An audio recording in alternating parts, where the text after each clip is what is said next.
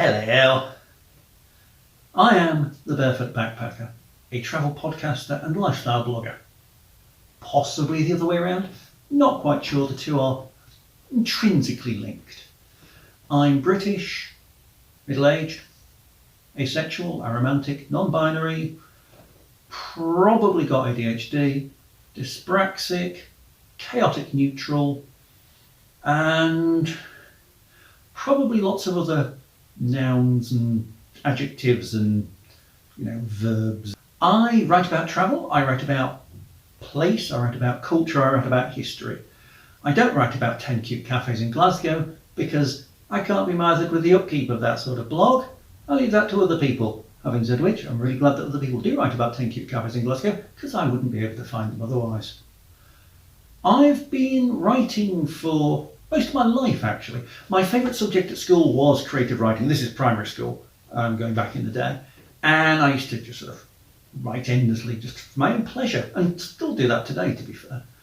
And with regards to travel, I used to sit at home and just read maps and read encyclopedias and just be fascinated by all the places in the world that I'd probably never go to.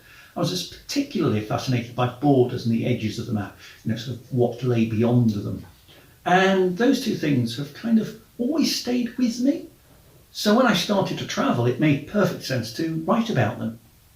What also helps is that if I wrote them down at the time, because ADHD, I have a really bad memory. So the more I wrote, the more I'd be able to remember afterwards and I wouldn't necessarily have to rely on my own memory. I've been writing about most of the travels that I've done, but the one that really kicked it off for me got back in 2000 when I went interrailing around Spain, Portugal, Morocco with my then girlfriend. Now, what we wrote was literally a travel diary. It was, today we got up, we did this, we did that, we tickled each other. And there was nothing sort of inherent about the place itself very much, apart from, our own experiences of it. So we didn't write things like, to get to this place you need to take this bus, because, that's what guidebooks were for. Indeed. Hence why I don't do cute cafes. Time marches on, and if I had my own time again, I probably wouldn't change a thing. These days, though, I do podcasts as well, because what I've found is that, and this is a very strange thing to say, but what I mean is podcasts enable me to find my voice better. I don't just mean my soporific voice that sends people to sleep, because apparently it's really nice. What I also mean is that a medium makes me comfortable with the way I'm saying it. I don't have to formalise my prose or anything like that. And I can just be myself and my personality comes out. The other thing that my personality comes out in, apparently, I went to a travel blogger conference in September 2022 and everybody there said, hey, you'd rock TikTok because of your personality and the way you come across on video and in person. And I'm going, yeah, I don't really do video because that's far too much hassle. But I'm starting to do that as well because who knows? I am, however, paying one of my friends to edit my videos because they're much better at it than me. I believe that everywhere is interesting. That's one of my main mantras. And I don't think it really matters where it is. Everywhere has something about it that's important. And that's one of my driving focuses around everything that I do with regards to travel.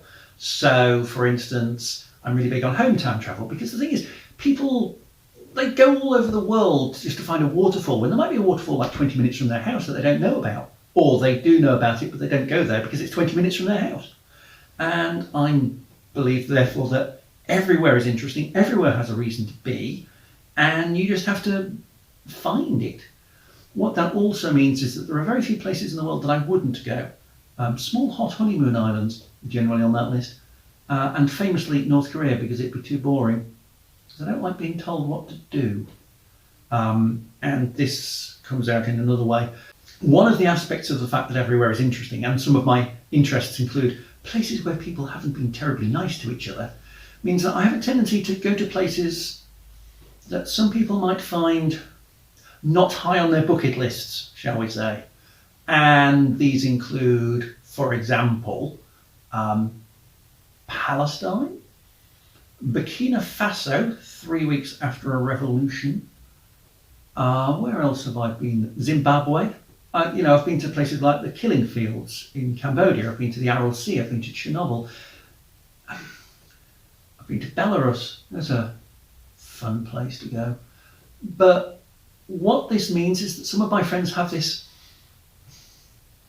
They believe that I am the sort of person, because they know I don't like authority figures as well, they believe that I'm the sort of person who is likely to get shot, deported or arrested at any country. And one of the reasons why I set up my travel blog in the first place was because my mother is one of those people, and I wanted to make sure that she knew I wasn't dead. So by uploading a travel blog every day, back in those days, she could see that everything was all right and that there wasn't any need to worry. I disappeared once in Cambodia because I was crossing the Thailand-Cambodia border in a really obscure place. I didn't have any mobile phone signal for 3 days. And when I got my mobile phone signal back when I reached Siem Reap, I had, let's just say, several tens of messages and emails from people going, I haven't heard from you for 3 days, are you dead? These days, one of my friends said they wouldn't worry about me unless I'd been missing for 2.5 months. And I don't quite know whether to, be comfortable with that or just vaguely amused. We'll find out, I guess. Oh, there is also some of my friends on Twitter have they're running like a book on how I'm going to die. And one of them is I will trip over a stone going through the moorlands and fall over a cliff in the mist, which to be fair is quite on brand. I've talked a lot about travel, but I also have, obviously, I have my own sexual and gender orientation and identity. One of those is asexuality, which I've known since, theoretically, my teenager years. I didn't know the word for it then, but with hindsight, it's blindingly obvious.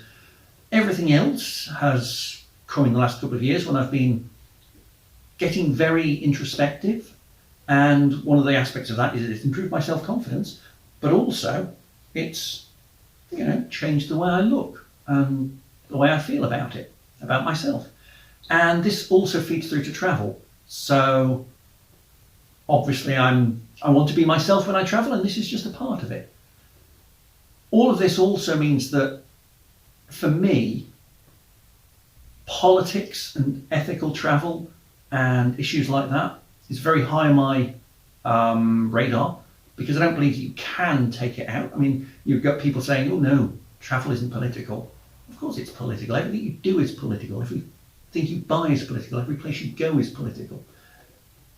Not necessarily largely political, but there are still choices that you have made, and you have made those choices, and there is a political act behind those choices.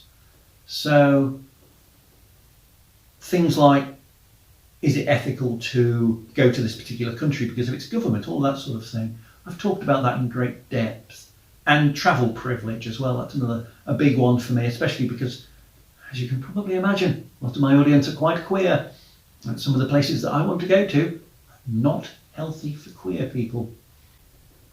My final point to make is that, as you know, I am the Barefoot Backpacker, and yes, I am very often barefoot. That's just, the way I am.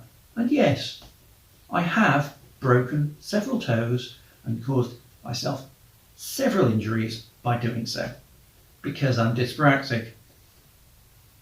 And I never say no, because I'm bloody minded with it. So yeah, that's me. Anything else you want to know? Let me know. I'll speak to you soon. Bye for now.